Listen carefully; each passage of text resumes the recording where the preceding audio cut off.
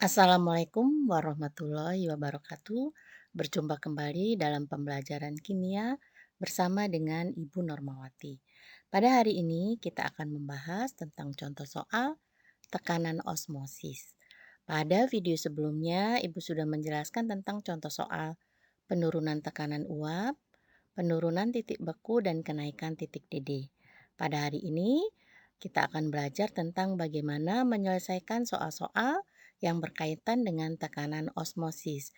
Jadi video ini adalah video terakhir pada materi sifat koligatif larutan.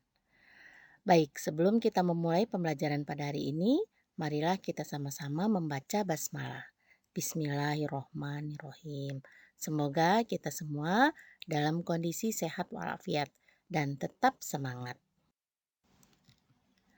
Tekanan osmosis atau dilambangkan dengan V. Osmosis adalah proses berpindahnya pelarut dari larutan yang lebih encer ke larutan yang pekat melalui membran semi permeabel. Yang hanya dapat dilalui oleh pelarut, ya. Jadi osmosis adalah proses berpindahnya pelarut dari larutan yang encer atau larutan yang konsentrasinya kecil kepada larutan yang pekat atau yang konsentrasinya besar.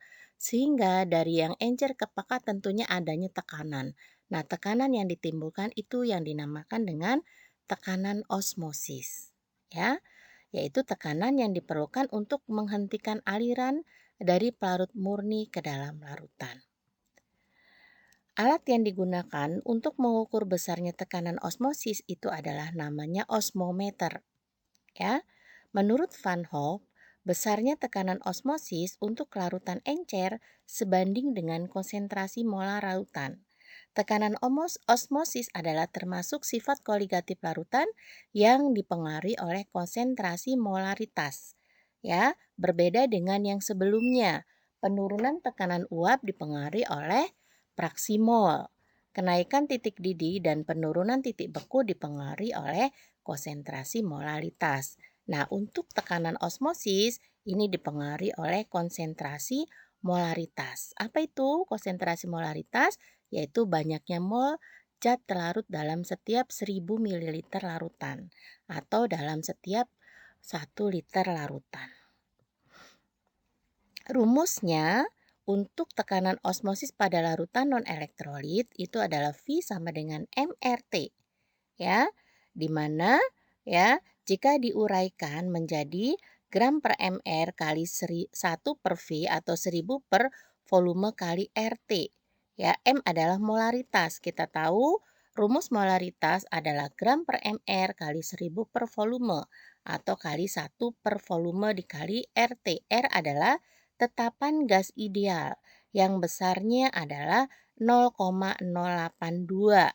Ya, V adalah tekanan osmosis yang satuannya atmosfer dan T adalah suhu dalam Kelvin, di mana untuk mencari suhu dalam Kelvin rumusnya adalah derajat Celcius ditambah dengan 273. Nah, ini adalah rumus untuk tekanan osmosis pada larutan non-elektrolit. Kita lanjutkan. Contoh tekanan osmosis dalam kehidupan sehari-hari adalah yang pertama, mengalirnya air dan larutan lain dari dalam tanah ke pucuk pepohonan yang tinggi.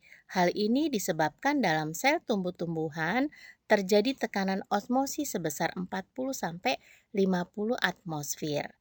Ya, kita tahu air dari dalam tanah akan meresap ke dalam akar atau akan dihisap oleh akar. Nah, oleh akar akan disalurkan ke dalam batang pohon dan ranting-ranting serta daun. Ya, jadi di dalam mengalirnya air dari larutan lain dari dalam tanah ke pucuk pohonan yang tinggi ini termasuk tekanan osmosis dalam kehidupan sehari-hari. Yang kedua adalah larutan infus yang dimasukkan ke dalam tubuh melalui pembuluh darah. Harus bersifat isotonis. Apa artinya? Tekanan osmosisnya harus sama dengan sel darah. Apabila larutan infus bersifat hipertonis atau tekanan osmosisnya tinggi, akan dapat mengakibatkan krenasi, yaitu keluarnya air dari sel darah. Jika itu terjadi, maka sel akan menjadi rusak atau mengkerut. Apabila infus bersifat hipotonis, tekanan osmosis rendah dapat mengakibatkan hemolisis, yaitu masuknya air ke dalam sel darah, sehingga sel dapat pecah akibat terjadi penggelembungan sel darah. Maka larutan infus harus sama tekanannya osmosisnya dengan sel darah, yaitu isotonis. Yaitu adalah contoh tekanan osmosis dalam kehidupan sehari-hari. Ya, kita lanjutkan. Eee, kita akan memperdalam tentang sifat koligatif larutan elektrolit. Pada video-video sebelumnya, Ibu hanya menjelaskan langsung di dalam soal. Kali ini, Ibu akan menjelaskan agak lebih dalam tentang sifat koligatif larutan elektrolit. Dari teori Jan-Sven August Arrhenius dikemukakan bahwa larutan asam, basa, ataupun garam termasuk larutan elektrolit ya. Beberapa kali Ibu sudah singgung pada video sebelumnya. Yang termasuk larutan elektrolit adalah semua larutan asam, basa, dan garam. Sementara yang bukan adalah selain larutan tersebut. Contohnya adalah larutan dari senyawa organik, yaitu alkohol, urea, dan lain-lain. Larutan elektrolit yaitu larutan yang dapat terionisasi atau terurai menjadi ion-ion. Dan akibat peruraian itu maka dapat mengakibatkan bertambahnya jumlah partikel. Sehingga seperti yang Ibu singgung sebelumnya, sifat koligatif pada larutan elektrolit akan lebih besar dibandingkan sifat koligatif larutan non-elektrolit. Mengapa? Karena dalam sifat koligatif larutan elektrolit ada faktor pengali, yaitu faktor Van Hoff yang kita singkat dengan I ya. Jadi Ibu lanjutkan. Untuk mengoreksi hukum agar sesuai untuk larutan elektrolit, Jacobus Henricus Van Hoff menerangkan bahwa hukum Raoul harus dikalikan dengan suatu faktor sebesar 1 plus N-1 dikali alfa atau diberi lambang I yang disebut sebagai faktor Van Hoff. Ya, di mana rumus daripada faktor Van Hoff adalah ya, nanti 1 plus N-1 dikali alfa ya, tuh ya. Nah, di sini N adalah jumlah ion. Jumlah ion ya, ada berapa ion dalam senyawa elektrolit larutan elektrolit tersebut. Alfa adalah derajat ionisasi. Derajat ionisasi ini adalah besarnya atau kekuatan elektrolit di dalam larutan tersebut. Ya, larutan elektrolit yang kuat itu alfanya sama dengan 1. Non-elektrolit alfanya sama dengan 0. Dan larutan elektrolit lemah alfanya adalah antara 0 sampai dengan 1. Di mana rumus untuk mencari alfa adalah jumlah mol zat terionisasi dibagi dengan jumlah mol zat yang dilarutkan. Ya, tetapi biasanya di dalam soal akan kita beritahu atau akan diketahui dalam soal tersebut. Ya.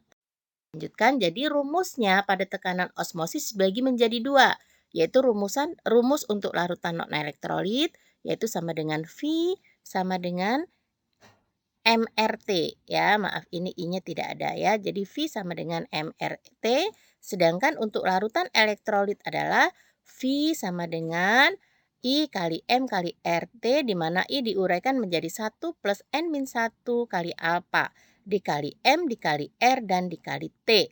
Ya, keterangannya di mana V adalah tekanan osmosis yang satuannya atmosfer, R adalah tetapan gas ideal yang besarnya 0,082 liter atmosfer mol derajat Kelvin, M sama dengan konsentrasi larutan mol per liter, dan T adalah suhu dalam derajat Kelvin, I adalah faktor Van Hoff, yaitu 1 plus N-1 dikali alfa. Ya, kan. Contoh soal, ya. Yang pertama adalah sebanyak 2 gram urea, MR sama dengan 60 dilarutkan dalam air hingga volume larutannya 500 ml. Hitunglah tekanan osmosis larutan pada suhu 27 derajat Celcius. Ini adalah contoh soal yang pertama ya. Baik, kita akan selesaikan. Diketahui apa saja di sini? Ya, yang diketahui adalah suhu di dalam Celcius yaitu sebesar 27 derajat Celcius. Massa urea adalah 3 gram. Ya, R adalah 0,082 liter atmosfer per derajat mol derajat Kelvin dan volumenya 500 ml dan MR-nya sama dengan 60. ya. Yang ditanyakan adalah V. Berapa V-nya? Baik, kita jawab V sama dengan M kali R kali T, di mana M kita uraikan menjadi gram per mR kali 1000 per V dikali R dikali T. Jadi 3 dibagi 60 dikali 1000 per 500 dikali R dikali T. Sehingga V sama dengan 0,1 kali 0,082 dikali 300. Dari mana 300? Yaitu dari derajat Kelvin 27 ditambah 273. Ya, maka V-nya adalah 2,46 atmosfer. Ya, ini adalah urea. Urea adalah termasuk larutan non-elektrolit, maka kita menggunakan rumus Raoul, yaitu V sama dengan M dikali R dikali T. Ya, kan contoh soal yang kedua. Ya, maaf ini nomornya terbalik. Suatu larutan non-elektrolit pada suhu 25 derajat Celcius memiliki tekanan osmosis sebesar 0,246 atmosfer. Berapakah kemolaran larutan tersebut? Yang diketahui T-nya adalah 25 derajat Celcius, maka T besarnya sama dengan 25 ditambah 273 sama dengan 298 derajat Kelvin. V-nya di sini diketahui 0,246. Pada soal ini, V-nya atau tekanan osmosisnya sudah diketahui, yaitu 0,246 atmosfer. Ditanya adalah M. M itu apa? Molaritas, ya. Jadi bisa kita jawab V sama dengan M kali R kali T, di mana V-nya 0,246 atmosfer sama dengan M dikali 0,082 liter atmosfer per mol derajat Kelvin dikali 298, ya. Ya, satuan yang sama dicoret, maka hasilnya 0,246 sama dengan 24,436 liter per mol dikali M. Jadi M-nya bisa dicari, yaitu 0,246 dibagi dengan 24,436 mol per liter. Sehingga hasilnya adalah 0,01 M. Jadi jawaban pada soal ini adalah molaritas besarnya adalah 0,01 molaritas atau M besar. Mudah-mudahan dapat dipahami ya. Kita lanjut yang berikutnya. Soal yang ketiga, tekanan osmosis dari 5,85 gram NaCl dalam 200 ml larutan pada suhu 27 derajat Celcius dan alfa sama dengan 1 adalah titik-titik atmosfer. Ya, pada soal ini yang diketahui adalah massa NaCl besarnya 5,85 gram. Volumenya larutan yaitu 200 ml dan MR daripada NaCl adalah 58,5 ya. Kalau kalian misalnya penasaran boleh silakan cari MR-nya yaitu dengan menambahkan ARNA ditambah dengan ARCl. ARNA 23, Cl adalah 35,5. Maka ditemukan 58,5. Suhu air adalah 27 derajat Celcius, maka Kelvinnya berapa? Ya, 27 ditambah 273 yaitu berapa? 303 ya hasilnya nanti. Alfanya di sini sama dengan 1. Mengapa 1? Karena NaCl adalah elektrolit kuat. Maka alfanya sama dengan 1. N-nya berapa? Sama dengan 2. Dari mana, Bu? Na1, Cl1. Maka jumlah ionnya adalah 2. Yang ditanya adalah tekanan osmosis atau V.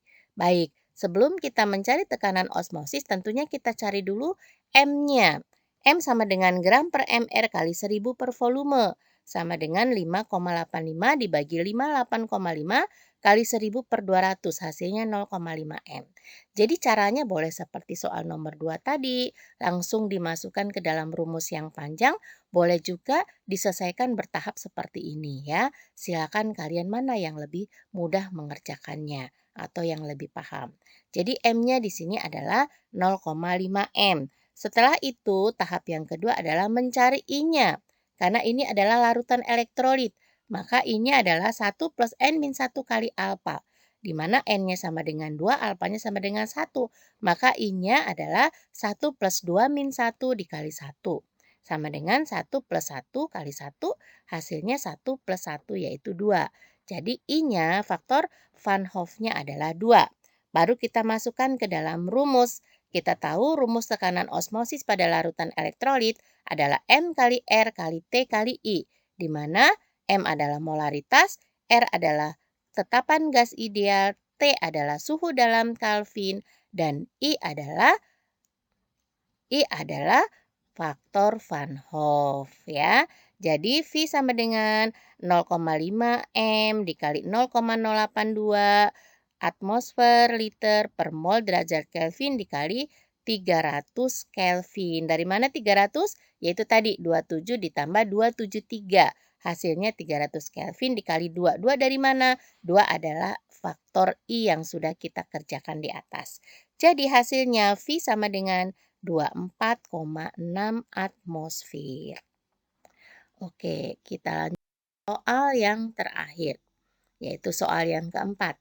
Tekanan osmosis dari 3,37 gram CaOH2 kali ini termasuk larutan kuat dalam 500 ml larutan pada suhu 30 derajat Celcius adalah titik-titik atmosfer. Ya, diketahui di sini adalah massa CaOH2 kali 3,37 gram, volumenya ada 500 mili, dan MR-nya di sini adalah berapa MR-nya CaOH2 kali? Ya, kalian sudah kerjakan ya 33,7 ya. Oh, maaf 74 ya. MR daripada CaOH2 kali adalah 74. Ya, kita tahu ya. Suhu air sama dengan 30 derajat Celcius, alfanya sama dengan 1. Kita cari N-nya, yaitu CaOH 2 kali diuraikan Ca2 plus 2OH min. Ca-nya ada 1, OH-nya ada 2, maka 1 tambah 2 sama dengan 3. N-nya sama dengan 3. Ya, jadi M kita cari dulu, gram per mR kali 1000 per volume. Sama dengan 3,37 dibagi 74, maaf tadi MR-nya tidak tertulis ya. Paham ya, cara mencari MR kalian sudah paham. Jadi kalau tidak diketahui di dalam soal silakan dicari terlebih dahulu ya. Setelah ketemu baru dimasukkan dalam rumus molaritas. 3,37 per 74 dikali 1000 per 500 sama dengan 0,09 ya. Di mana I sama dengan 1 plus 3 min 1 kali alfa. 1 plus 3 min 1 kali 1 sama dengan 1 plus 2 kali 1. Jadi 1 plus 2 hasilnya N-nya sama dengan, N, I-nya sama dengan 3. Jadi faktor Van Hoff-nya berapa? 3. Baru kita masukkan ke dalam rumus. V sama dengan M kali R kali T kali I. Di mana M-nya adalah 0,09, R-nya adalah 0,082, T-nya adalah 303. Dari mana? 30 ditambah 273 derajat Kelvin ya, dikali 3. 3 adalah faktor Van Hoff. Jadi hasilnya V sama dengan 6,71 atmosfer ya. Mudah-mudahan apa yang Ibu jelaskan dapat bermanfaat dan dapat dipahami dengan baik ya. Itulah contoh-contoh soal untuk mencari tekanan osmosis pada larutan elektrolit dan larutan non-elektrolit. Demikian yang sudah Ibu jelaskan ya. Semoga bermanfaat ya. Tetap semangat dan jaga kesehatan, kreatif, inovatif, kompeten, siap kerja. Ibu akhiri, wassalamualaikum warahmatullahi wabarakatuh.